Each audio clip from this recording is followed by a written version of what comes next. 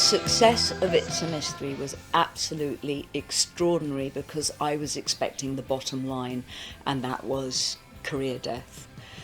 And there's something very ironic that I can only say in hindsight, is that because the song was ultra feminine, and because the first appearance on Top of the Pops, my costume didn't arrive and I had to wear a dress, I think it made me utterly palatable to the mass market. Because up until that point, I was third gender. I didn't gender dress at all. I was a pretty odd person with strange hair, strange makeup, but there's something about the chain reaction that fell into place the moment we got the single out. It was unstoppable, and there were things going on, like the single was so successful in its sales even before we got Top of the Pops that the factories ran out of vinyl, and there was an absolute panic on, because I think the single went in the top 40, and we had to prove to get Top of the Pops we could get it into the top 30. We were about to lose that position because there was no vinyl in the factory and everything had sold out, and the demand was beyond what we could deliver.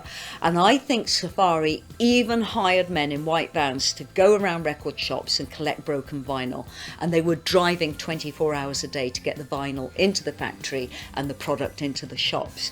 And they managed to do it because I think we went in at 28 the following week. And even though Top of the Pops was very unsure about me, they could not refuse me a place on that week's show. And when the phone call came in, I was in my flat in Hendon.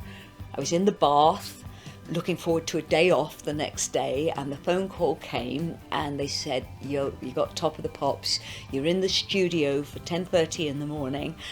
And I can remember just sitting in that bath going, oh fuck, and I couldn't comprehend being accepted, being on something that I'd watched all my life with my family, the one program it would take for my family to realise I had talent and had a career. And suddenly it was there, and it came out of the blue, and it came in such a strange way. Boy, that the following 24 hours my feet didn't touch the ground. It was like, get the costume, get the makeup, get the hair done. We had to re-record the song in those days before Top of the Pops. Get to the studio, re-record the song. I was just like this. And when we arrived at Top of the Pops, I had this thing in those days where I wouldn't eat until after I'd worked. So absolutely no food and no water for about 18 hours. I don't know how I did it. I even used to go 3 days without food. How I did it, I do not know, but it just made me super active, super kind of animal and alert.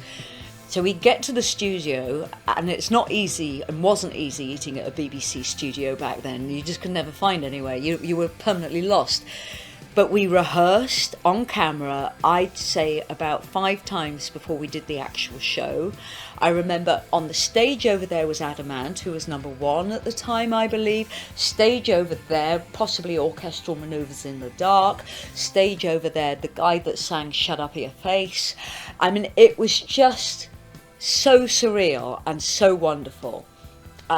It's probably the most magical day of the whole of my life, to be honest.